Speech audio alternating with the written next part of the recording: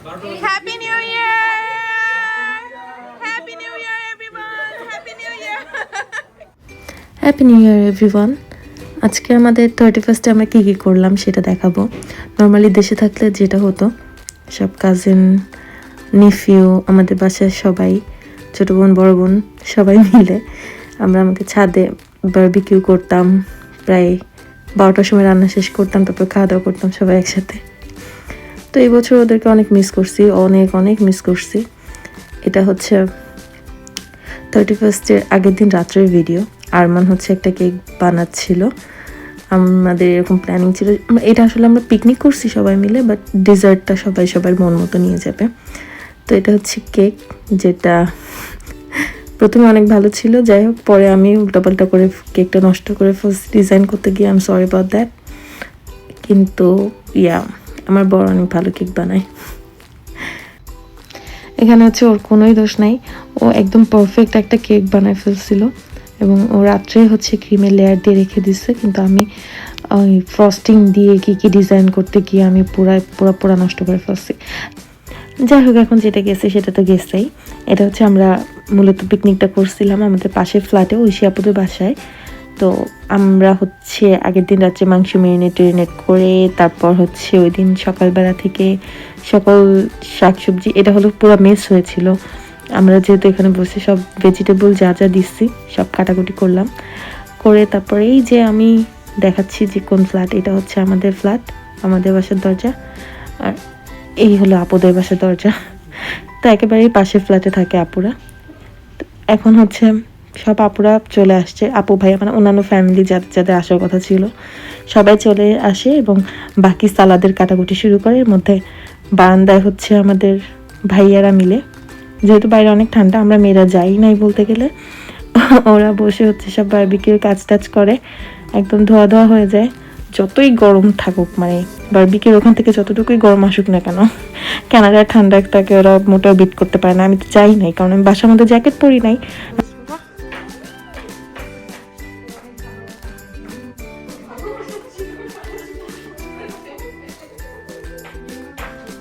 ও ওরা আসছে।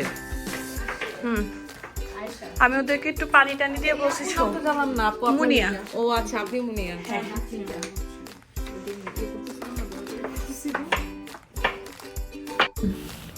আমাদের বারবিকিউতে এত বেশি ভেজিটেবল আইটেম হয়ে গেছিলো, মানে আমরা হচ্ছে কয়েকটা সবজি পোড়াইছিলাম আর কয়েকটা হচ্ছে সালাদ করে ফেলছি।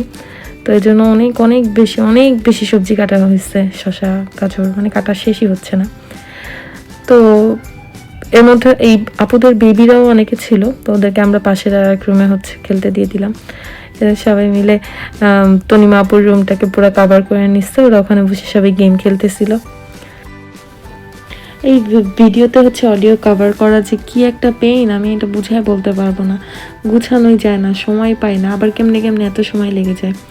যাই হোক, এখন হচ্ছে যেটা বলতেছিলাম, পরে আরমানের সেই কেকটা যেটা আমি নষ্ট করে ফেলছি আমি সেটা দেখাই। আমি ওটাকে একটু সুন্দর বানানোর জন্য আমি অনেক রকমভাবে চেষ্টা করছি যে ডেকোরেট করে জিনিসটাকে সুন্দর বানাবো, কিন্তু উপরে যে ফ্রস্টিংটা দিচ্ছি এটা একটু পরেই গলে যাবে, বাইরে রাখার জন্য না, কিন্তু আমি ফ্রিজেই রাখছি, তারপরেও এটা জমে যাবে। আমি এটাকে ডিপেও রাখছি, আমি অনেক কাহিনী করছি এটার পেছনে।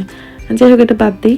এটা হচ্ছে এটার সাথে দেখা করাই দিই, এটা হচ্ছে ঐশী আপুর মেয়ে, এটা কিউটি একটা বাচ্চা।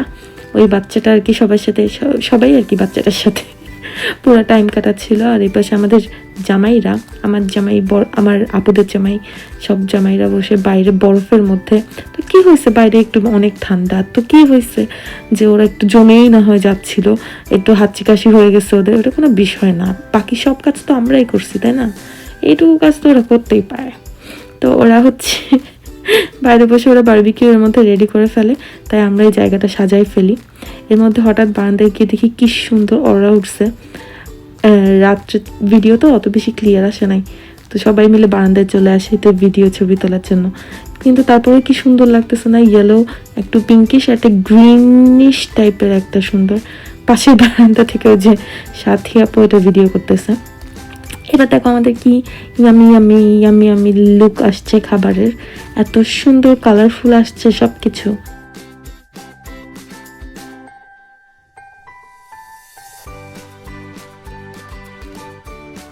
তো সব অন্যান্য আপুরা আসলে অনেক দূর দূর থেকে আসছে তো, কিন্তু আমাদের রান্না শেষ হতে হতে একটু লেট হয়ে যায় ঠিকই।